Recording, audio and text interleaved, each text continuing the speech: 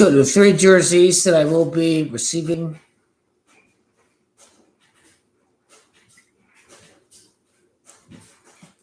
They're selling like soccer jerseys at a kiosk at a local mall, and you can buy the full kit for like $49, literally, like full kit line cut. I mean, Argentina jersey they have over there, no mediums, but they have a couple larges. And hey, European sizes, whatever. I'm like a size medium, but a large, honestly, uh, it won't be too baggy at all. I made the video before, right after Goat Kinlaban, his tenure is over. The final chapter of Lionel Messi, that Lionel Messi jersey at the kiosk. I'm going to buy the Lionel Messi Argentina jersey, okay? I have the old Dybala jersey from 2018, but, it's the lettering has come off, I need a Messi jersey, Messi winning back-to-back World Cups is far greater than any Barcelona championship he's ever won. The back-to-back World Cups is his greatest career achievement. It is far greater than any of the Champions Leagues he has won with Barcelona. So I think the only Messi jersey I should get is the Argentina one, quite frankly. The older version of Messi, the guy who overcomes the aging and all that, who's still the finest glass of wine. He ages as fine as the finest glass of wine. I mean, that's the version of Messi, quite frankly, that's greatest. That's how I approach Coach LeBron James. He finds a way to adjust his game. He still produces.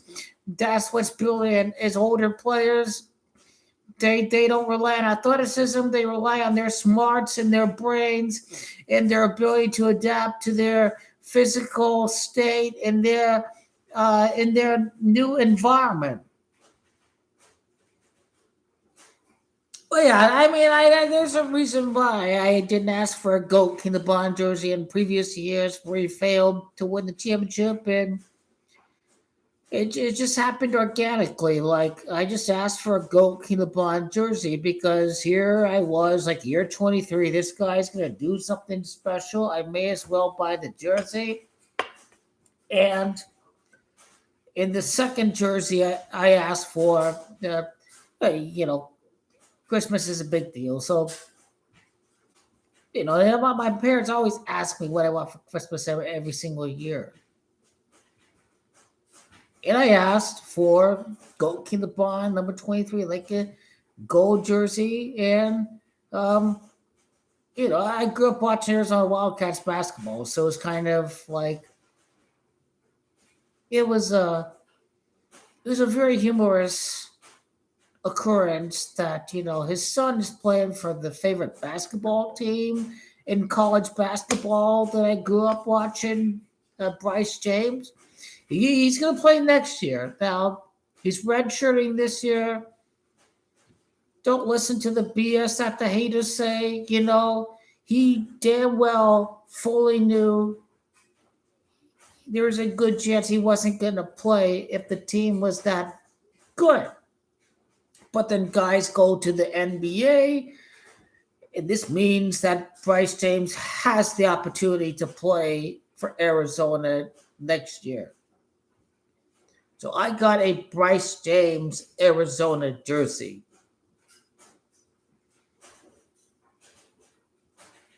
Well, I can't speak in the past tense yet. I mean, Christmas is not here yet, but go to the Bond Lake jersey, Bryce James Arizona jersey. Bear down Arizona. Oh yeah, bear down Arizona.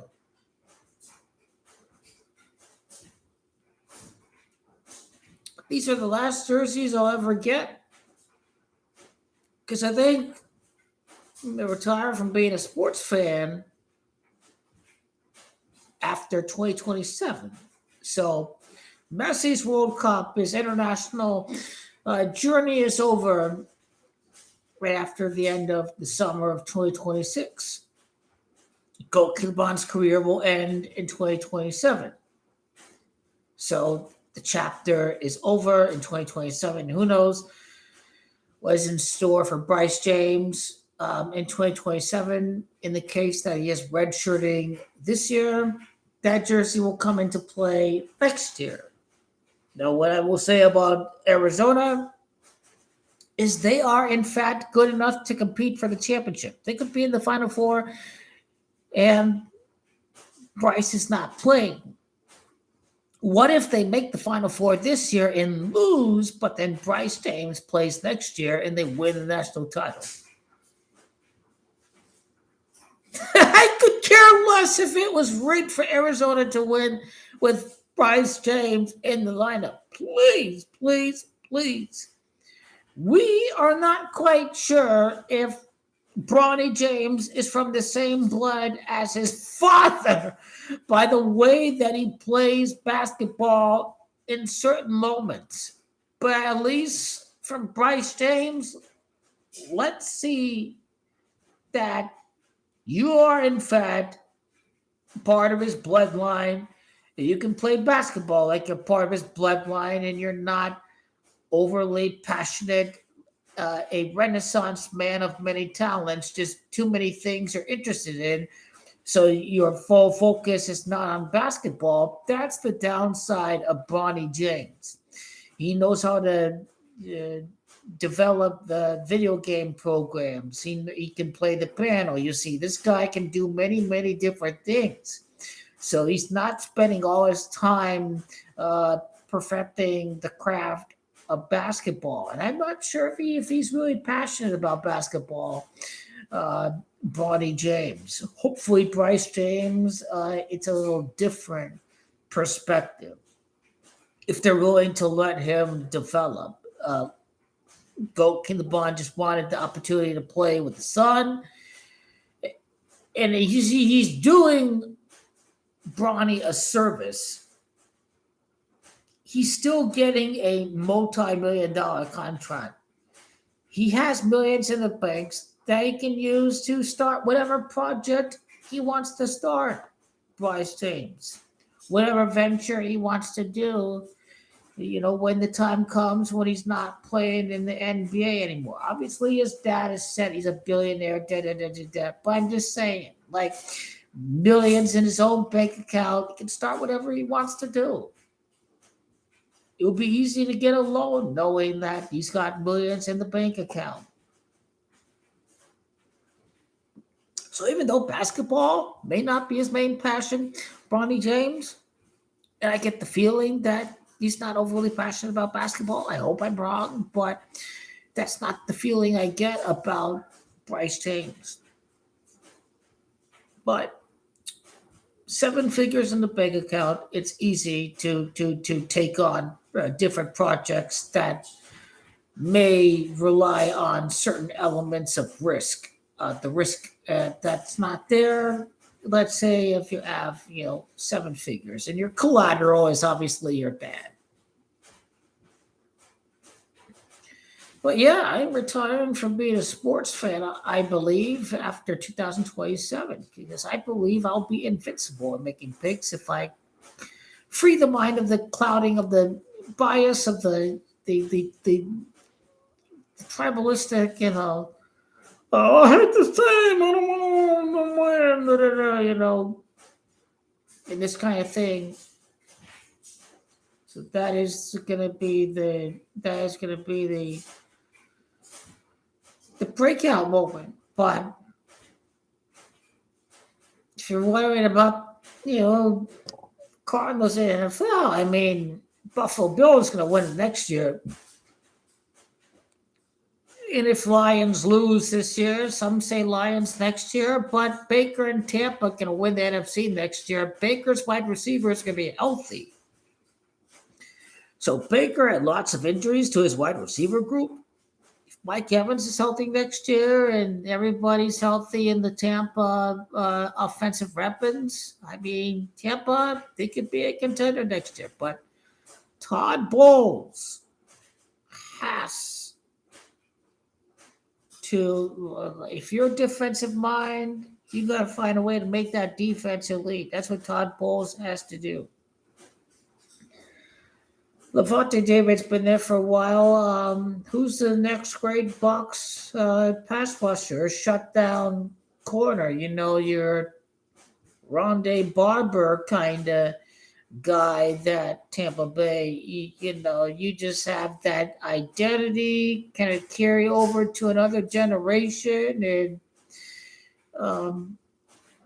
Tampa did lose to Detroit in the divisional round. So, Tampa could get revenge against these. If Baker leaves Cleveland, he has to make it to the Super Bowl at some point. Sean McVay looks like a genius if Jared Goff never makes it to a Super Bowl. That's all I have to say about Detroit. Is that Sean McVay looks like a genius if the guy he dumped to the curb does not end up making it to a Super Bowl. So I think that is the element that's going to decide the fate and the destiny of the Detroit Lions. And not just this year, but for next year. And Tampa does equal Rams, by the way. I think Buccaneers equals Los Angeles 37. Baker might equal 37. So I'm telling you, Josh Allen, the pick that was used to draft him, came from Tampa Bay. I believe the Bucs are going to lose against the Bills next year. Now, if the Lions lose, could it be Lions? Because Detroit Lions is 61. I am all in on Tampa to win the NFC next season. Baker is established. That ain't going to change. Having receivers healthy and available like Mike Evans, we got to see who the elite pass rusher, the cornerback is on the Bucs. There'll be no choking moment for the Bills if they have a team like the Bucs. They have talented guys, but they're not surrounded by talent on the roster of the Tampa Bay Buccaneers. Okay? So I would keep an eye out on Tampa. Bowls also equals SoFi and Gematria.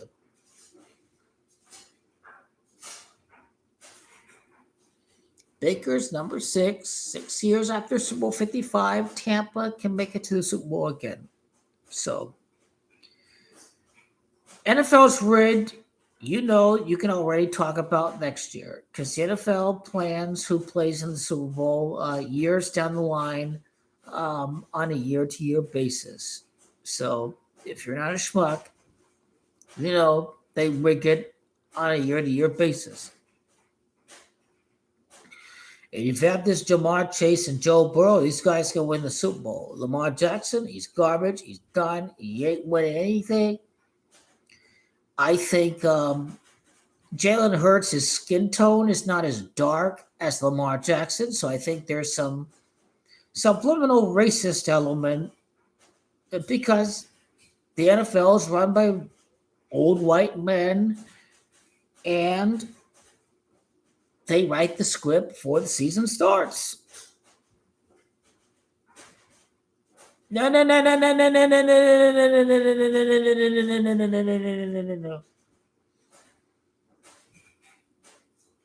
Bills equals 33. They got to win the Super Bowl 33 years after their last appearance in Super Bowl 28. So this is set up to be Las Vegas slaughter this year.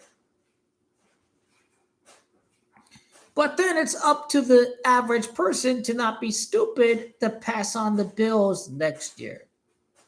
So not being stupid is the key to predicting Super Bowl 61, is to ride with Buffalo in the new stadium, to not be a moron. Now this year is sacrificial slaughter. No Burrow, no Allen, no Mahomes, no Jackson winning the AFC. This is by design. I feel if the Bills beat the Patriots, then suddenly Las Vegas going to see a surge of Buffalo Bills bets. That's why the Bills have to win this week. And look, could the Texans make it to their first AFC championship game? It's not impossible. It is a possibility. But for that to happen, the Texans have to win their division. And I think the Jaguars are going to lose against the Broncos. It's going to come down to how the Texans do against the Chargers. It's what's going to decide if they win the division or not. And when the Packers win the Super Bowl over the Broncos this year,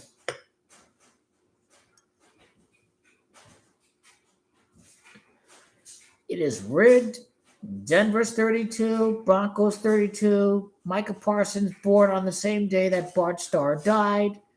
It is all a Bart Starr ritual. I covered it in the video yesterday. Who out there in the gematria landscape has told people that Micah Parsons is born on the same day that Bart Starr died? He's number 15. Bart Starr, it's 15 years after Super Bowl 45. So that's real enlightenment right there. The shine, the light, the pyramid, the knowledge at the very tip, the very few who hold the knowledge at the very top. I wonder how the Illuminati has ruled ancient Egypt, because this is Illuminati symbolism. This must be some occult way of the knowledge at the very top of the tip of the pyramid. And the masses are at the very bottom of the pyramid.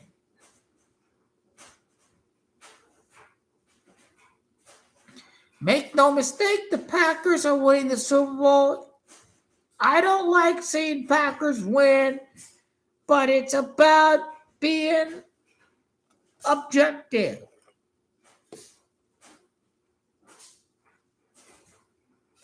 Why don't the Bears have as many titles as the Packers? Who knows? Well, their inability to find a good quarterback. Caleb Williams is 33rd, I think, in completion percentage, 58. He has no playoff experience. So the Luciano Brazilian guy, I'm not doubting that he doesn't know about soccer, but I just think about NFL. I just don't think like the Bears is a good, well-rounded prediction to win the NFC in the very. Hey, yeah, the Eagles are garbage. Let's forget about. The media is rooting for the downfall with A.J. Brown. You see A.J. Brown dropped one there or 2 times during the last drive.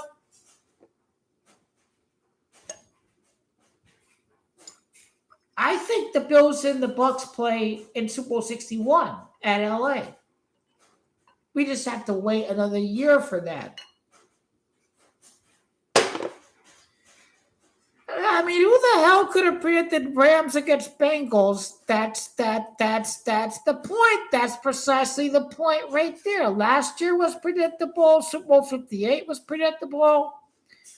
Super Bowl 57, it seems like it was predictable, but Super Bowl 56, it was pure fuckery. Like Bengals against Rams, like what? Like completely random. And then is Packers Broncos a random matchup at this point?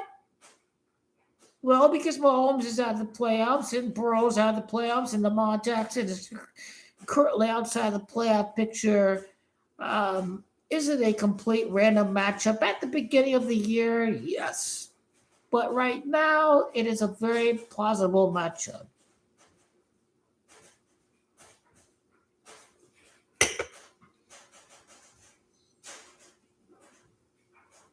I already know who's winning the next 2 World Cups.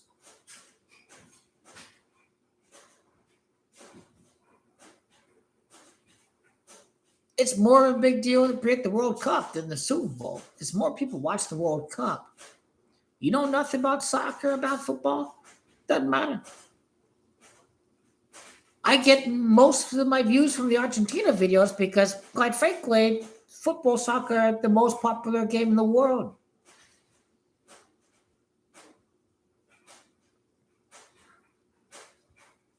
3 months and 2 days after Micah Parsons' birthday, he got traded.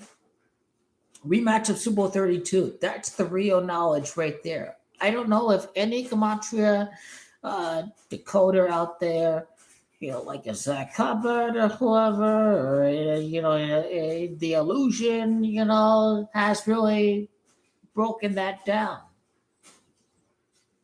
But 3 months and 2 days after Micah Parsons' birthday, aka the death day of Bart Starr, he gets traded. This could be a rematch of Super Bowl 32. I mean, even if the Texans make it to their first AFC Championship game, they're going to lose against the Broncos. I'm just saying that right now, okay? The Texans started what, 1-3 or 2-3, and they're red hot right now. They play the garbage ass Cardinals. They play the Faders.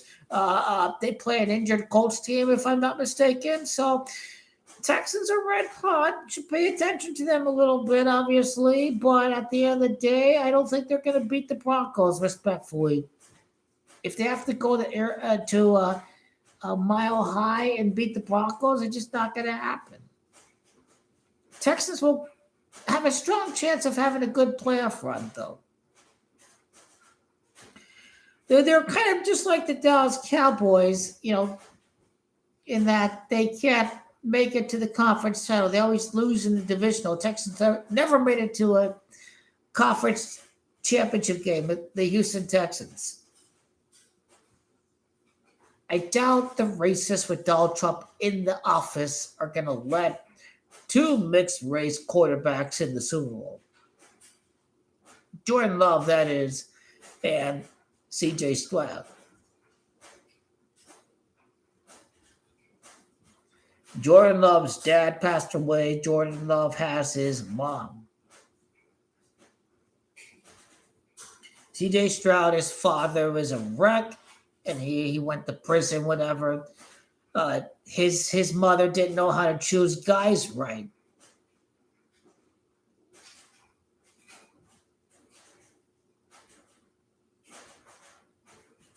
But I like CJ. He seems like he's a very good kid. He seems like he's a good character. I like him a lot. And he has faded the recent trend of Ohio State quarterbacks. And they've won games without him in the lineup. And now that Texans decided that we can prioritize his health and still win games with Davis Mills, they've set themselves in a good position.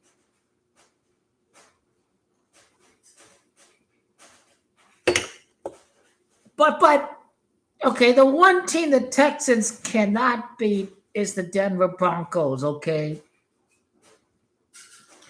Seems like that defense from 2015 is still there.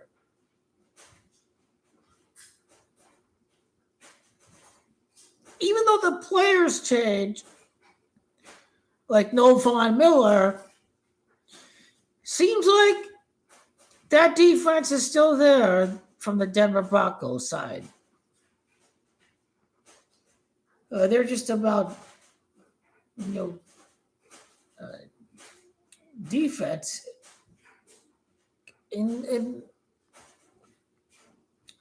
instead of offense. But that could be their downfall. And Bo Nix is in a win-lose situation. If they fail to win the Super Bowl, they're gonna rip this guy like there's no tomorrow. Bo Nix.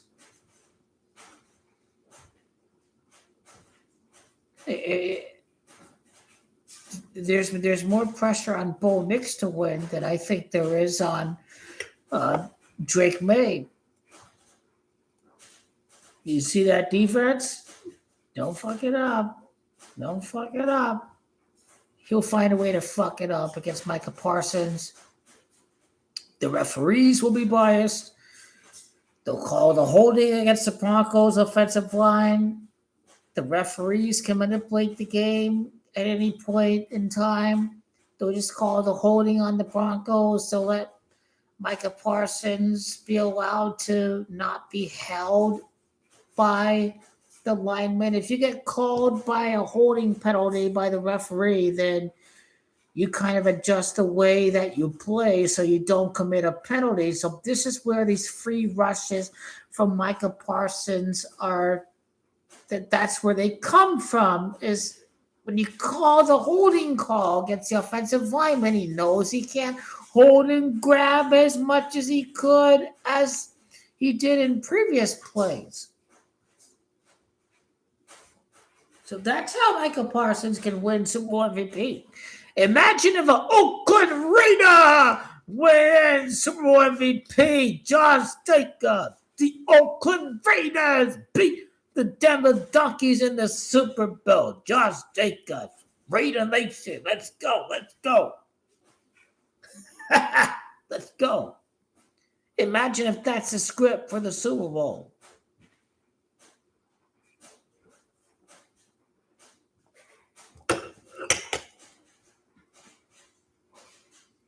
Packers are going to win. Just watch. Just watch. A coach is a criminal. Sean Payton is a criminal. He is the CEO. He let Bountygate happen. They suspended him for a year. They are never, ever going to let this guy ever win a Super Bowl ever again for his role in Bountygate. Does this mean, is he allowed to make it to a Super Bowl? That is up to, that is left up to interpretation, really. Could it be set up as a sacrificial lamb where Sean Payton's ego is bruised, where he fails to win a Super Bowl without Drew Brees? That could be the most ultimate humiliating ritual of all rituals as a direct consequence of his role in the Bountygate scandal. He thought he was the genius who could win with another team, but the NFL wasn't going to let his role in Bountygate slide away. The refs will 100% call as much holding on Denver as they please. The Saints did not win again after Bountygate. Sean Payton's on a different team, but the whole stigma of Bountygate carries over to the Denver Donkeys. And now these are new owners. They don't have to win the Super Bowl, but they can appear in the Super Bowl. The new owners can just see their team play in the Super Bowl, blah, blah, blah, blah. The team value, all this stuff. Future optimistic prospects, this and that. That's why the Broncos have to win. They have new owners. How long have they been owners for? 2 years? 3 years? I don't think it's 3 years. I think it may be 2 years. But the Greedy Walton family, that's who was the new owners, I think after Pat Bowen's death, previous owner of the Broncos.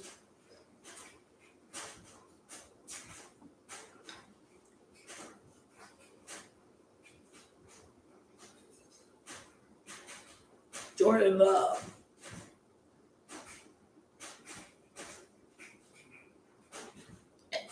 Years the next Super Bowl at the Barrier, and both quarterbacks are number 10. And Bo Nix is, he played high school football in Alabama, same state that Bart Starr was raised at, was born at, and raised. It's got to be Broncos. It's got to be Broncos to win the AFC.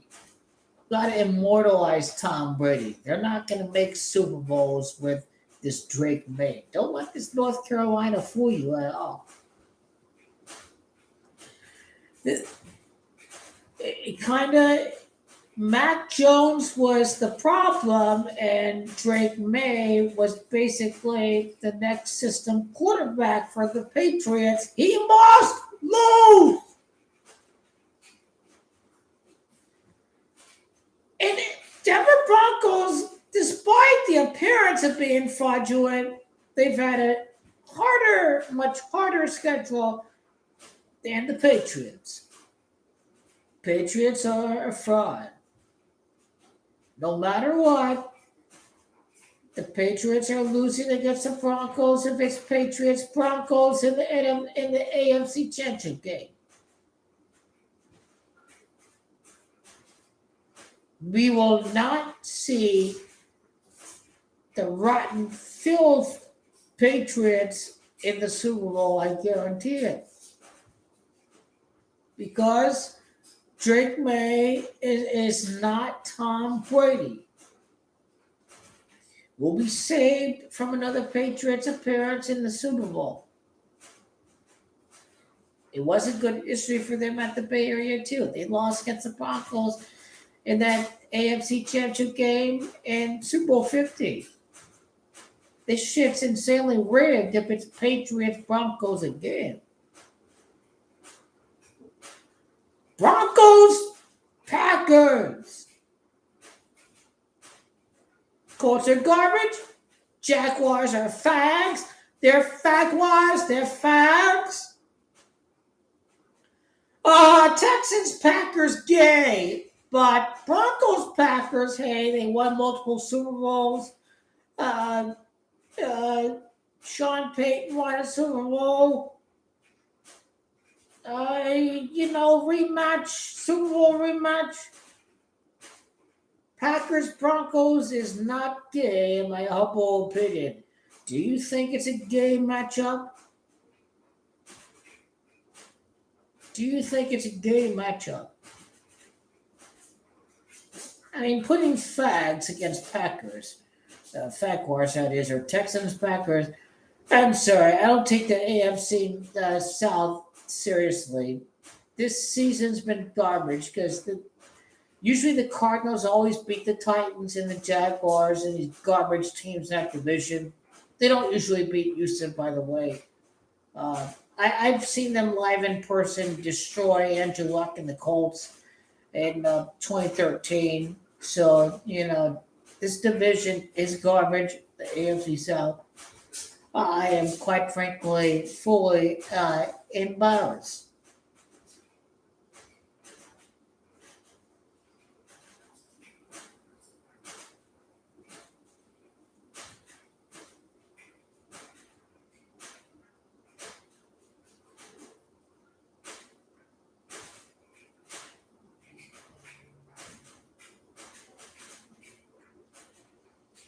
All right, again, Luciano, the little Brazilian fanboy who's not objective, unfortunately, but is biased for Brazil.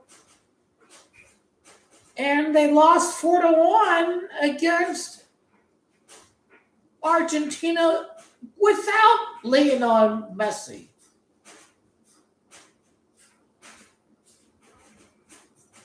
I don't think Ancelotti has any experience managing international football.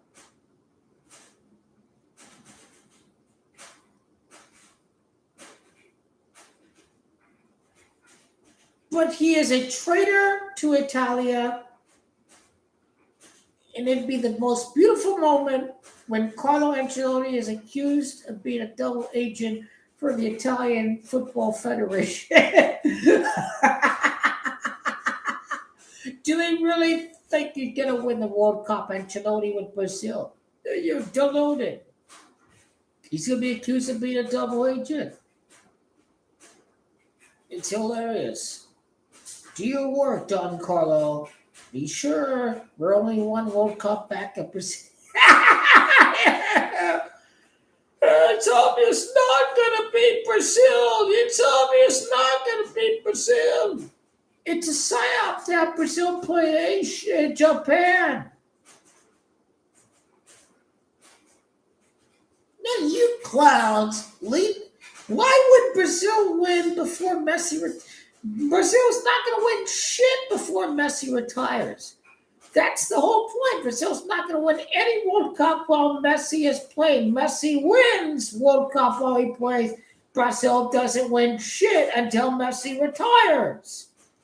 I am the only hope I am the only hope of Brazil. I am the savior of Brazil. They'll be begging to me, when will we win the World Cup? Blah, blah, blah, blah. You'll be coming down the earth and bowing down to me, motherfuckers. Oh, when will we, Brazil, win World Cup again? Oh my God, we should listen to you. Oh my God, he doesn't hate Brazil, he's just being real. Have you watched this team play during the past 12 months? You're delusional. Please. Who had the red card? Uruguay had the red card in Copa America. That's right. Brazil is garbage. They couldn't score even when they had a one-man advantage. Have you watched this team play in the last 18 months? They still drew in the friendly with Ancelotti. You gotta get rid of garbage and find some good young players that are the future of the Silicon. They don't exist, but obviously 2034 is 8 years into the future. So find the young players that will rejuvenate the Brazilian national team, and that's when you'll win again. And I am aware Hendrick will be in his prime.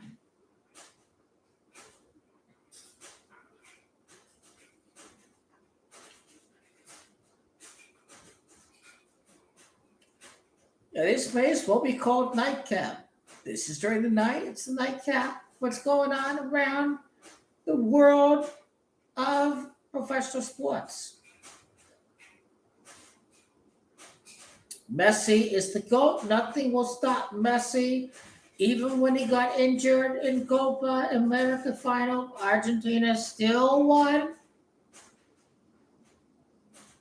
A real manager, real organized system, real team spirit, great perseverance, all the above qualities. Portugal and Pinaldo have a loser manager who flukes his way to some Copa wins with the Wigan Athletic. But he's a fraud and he's a joke. He failed with Belgium. It's common sense. Pinaldo fan, deluded, brain dead. Their brain is dead. He failed with Lukaku and fucking Kevin De Bruyne. It's not happening. He failed with Belgium. They couldn't even score a goal against France. Roberto Martinez, he already failed in Copa America, in the Euros. They didn't even score a goal against France. That's the definition of failure right there. Can't even score a goal against France. Roberto Martinez is a joke. Who the hell is he? Why should we care about him? He's a nobody. He's a mid-manager who got lucky. Sometimes luck happens in football. He didn't do anything spectacular to win Wigan Athletic the FA Cup.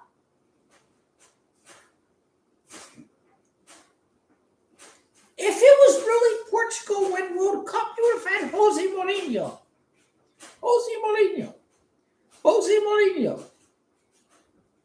But no, that ass clown, Roberto Martinez. Oh my God, he's a joke. Roberto Martinez, he's a joke. How can you predict Roberto Martinez to win World Cup? That just defies the sense of logic. It does not compute whatsoever.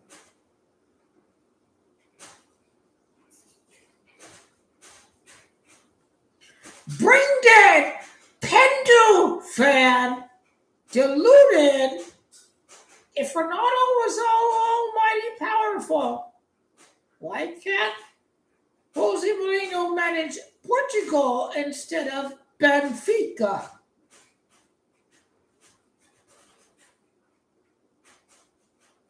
Why is Pendu saying World Cup doesn't matter despite the fact that he plays on the most stacked team in the world, Portugal?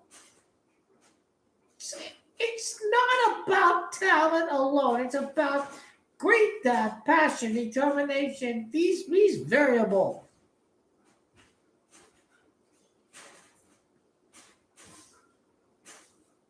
You say Portugal is just stacked? How come they score 0 goals?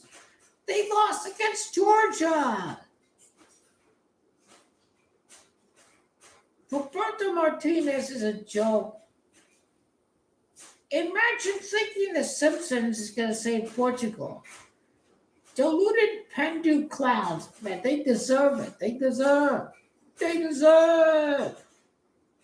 They're all dead. They're all dead after the World Cup. They're all dead. The inevitable, we all know what's going to happen except for deluded Pendu fans. They live in a fantasy. Now you have Pendu. If he wants to make a point, he has one guy, Piers Morgan. He made a point about Erik ten Hag before the 2022 World Cup. Now he's saying, a World Cup doesn't matter. It doesn't matter. I play for tiny Portugal. He has a small-minded mentality. He's a small club mentality.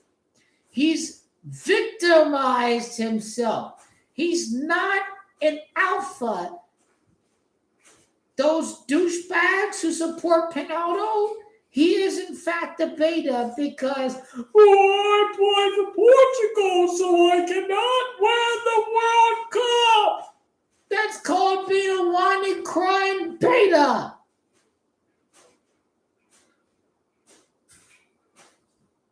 You have Ruben Diaz, you have John Neves, you have all these men out there who play for PSG, who won the Champions League.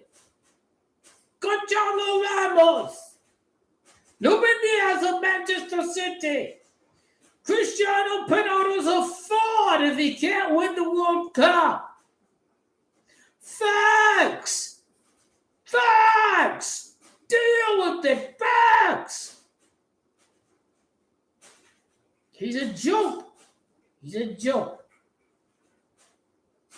Portuguese douche. He's a joke.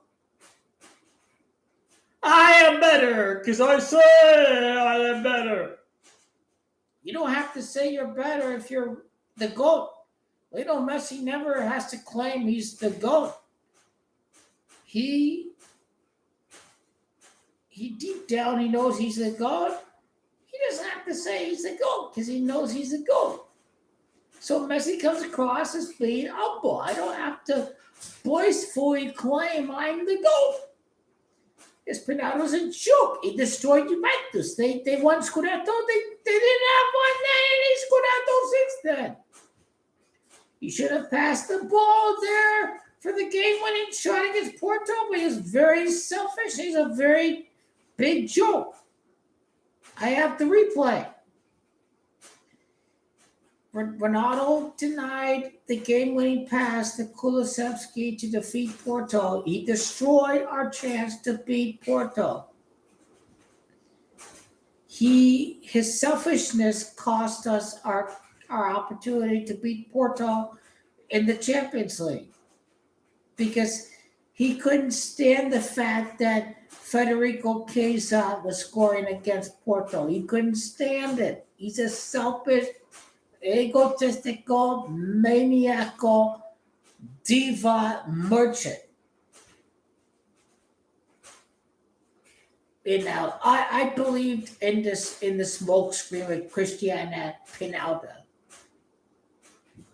But like, yeah, he's gonna win us the Champions League. No, he's a fraud. It's not entirely his fault. We had to get a good midfield around, Pinado. If there was no COVID, maybe we do have the funds to secure Paul Pogba back to Juventus. But Pinado is a joke. Even under the current circumstance, the current environment, he could have passed the ball to Kulusevski. But no, he's a joke. Messi knows how to be unselfish and distribute. Pinaldo cannot be world champion without knowing how to make the right play at the right time. That is his weakness. Messi is the GOAT because he knows when exactly to distribute, to be unselfish. That's what makes him the GOAT. I have the film, I have the footage. He embarrassed us losing against Porto. It's not the fact that there's a free kick by Porto and Pinaldo ducked. Like he ducked. Like he didn't try to involve himself in the wall. Now, we don't get to that point without Pinaldo assisting to Kulusevski. Who cares if Pinaldo doesn't get the goal? Juventus wins. Juventus is about the collective. Juventus is about the result. It's not about one guy getting the glory. That's why Juventus is a very big, special club. This is what Pinaldo didn't understand about this club. There's no club like it out there that can carry on this kind of special feeling. Pinaldo's a joke. Now, the Dognado fans out there, they're barking very loud, aren't they? Lots of noise pollution out there. I say, fuck the fact that Pinaldo got knocked out again and his career is over. Rub it in! Because every single Pinaldo fan is extremely hubristic that he's going to win this World Cup, that Argentina going to lose. Rub it into them little scum slime faces out there. Do it. Do it. Do it. Let them know what a bunch of ass clowns. You saw the first time Messi won World Cup in 2022. You want to deny him again? You're delusional. 4 trophies, 5 trophies when they beat Spain in Finalissima. Pinaldo's a joke. His fangirls are delusional. They have small dick. They need some Viagra. I know an alpha when I see one. Lionel Messi has everybody barking and cursing and throwing twigs, throwing stones that Maradona's won the big trophy. You haven't won the big trophy. And Lionel Messi handled the pressure just fine. He is an alpha. The greatest player in Portugal is Eusebio. He has scored far more knockout goals in the World Cup than Pinaldo. He has scored more World Cup goals than Pinaldo, despite the fact they only participated in one tournament. Eusebio's the real GOAT of Portugal. Facts. Facts. Eusebio carried Portugal to the semifinal of 1966. Eusebio is, in fact, a better performer in the World Cup than the so-called greatest player in the world, Cristiano Pinaldo. Now, if you're wondering how Messi and Maradona compare, almost identical. It's kind of interesting how both Messi and Maradona, their stats are almost identical in the World Cup. But Pinado has not scored a knockout goal in the World Cup. He has to wait until he turns 40 years of age. It's a sorry waste of talent. He got knocked out of the group stage with the United States of America, I should add. That is a joke. He likes victimizing himself, but Portugal should be big enough to where, hey, we made it to the World Cup semifinal in 1966. I blame the weak-minded mentality of this so-called fake alpha Cristiano Ronaldo. It's a complete joke.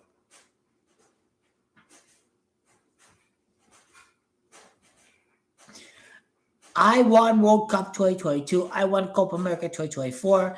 Pinado fell flat on his face, and we're here to laugh more at these loser Pinado little fangirls who, quite frankly, need to be institutionalized. They haven't accepted, they haven't come to terms with reality.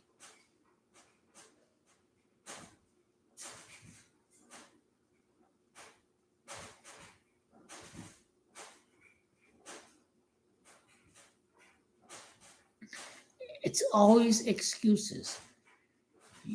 PSG are the best team in the world, and you want to act like you're some small country? Fuck out of here with that bullshit. Ruben Diaz play for Manchester City? Fuck out of here with that bullshit. You fall flat on your face. Here come the conspiracy theories. Oh, Portugal National Football Association is trying to sabotage Cristiano Ronaldo.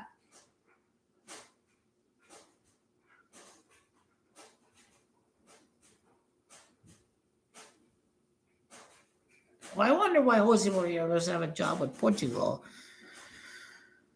But he does have a job with Benfica.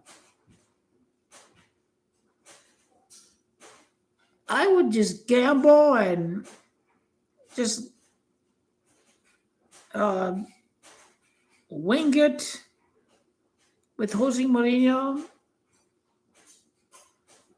I mean, with Cristiano Ronaldo, Jose Mourinho, how many goals did Real Madrid score? Like 91 in La Liga? 91, 91.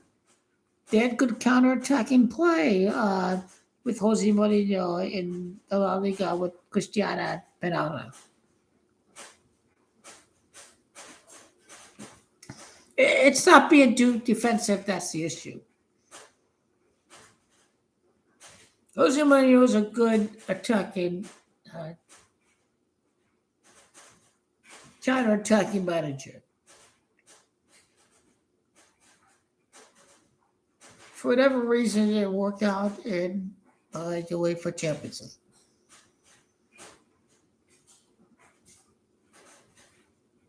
But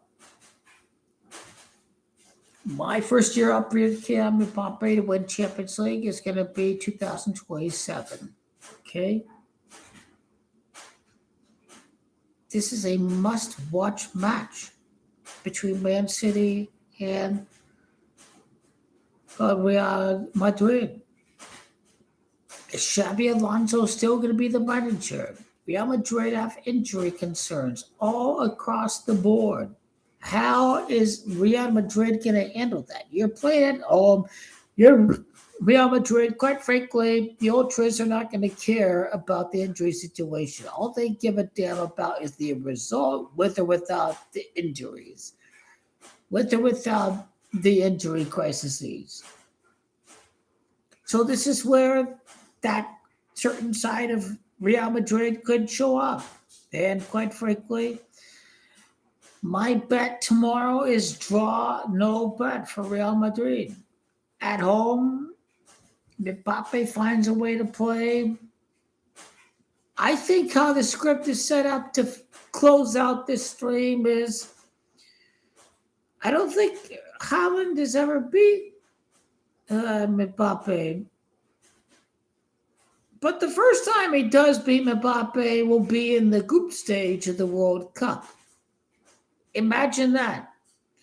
Right after the World Cup draw, they play in the Champions League. First time Holland beats Mbappe is going to be on the international level playing for Norway. France to crash out very quick to hire Zizou as manager. That is my bold call for France after the World Cup. This will fuel the hunger of Mbappe to win Champions League at all costs. It's looking unlikely that he can win La Liga this year. Before the season, I predicted Barcelona. Even if he doesn't win La Liga next year, but if Yamal fails to win Champions League and Mbappe wins Champions League, that is the ultimate salvation, so to speak. Yeah, good night, folks. I hope to be here for the games tomorrow. Real Madrid, Manchester City. I'll be watching Juventus. My club is Juventus. My club, Juventus, on the other screen, and obviously Man City. Real Madrid is the blockbuster match.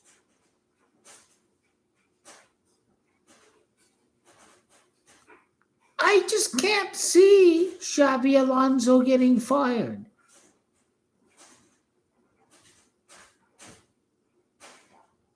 I think he has to find a way to win. I think it's a work in progress. He's got to navigate some hiccups. I think Xabi Alonso is going to find a way to do it tomorrow. We'll find out, obviously. We'll find out. Club legend, Real Madrid. He appears very confident despite the injury crises. Man City are weak and vulnerable. Rangers, he's not to the level of De Bruyne. Usually Man City lose 5 Premier League matches across 38 matches, but they've lost 4 Premier League matches across 3 months into the season. This is not the same Manchester City by any means whatsoever. I just think with Xabi's job on the line, I got to go with Real Madrid. It'd be a very bad. He won the German league not managing Bayern Munich. I think this is the match that he won El Clasico over Barca. A bad run in form. I don't. Man City are overrated. They're vulnerable. They're vulnerable defensively. Rangers doesn't create the same magic that De Bruyne does. Reinders is a very good player, but he can be very inconsistent, as we saw from Milan during their 8th place finish last year.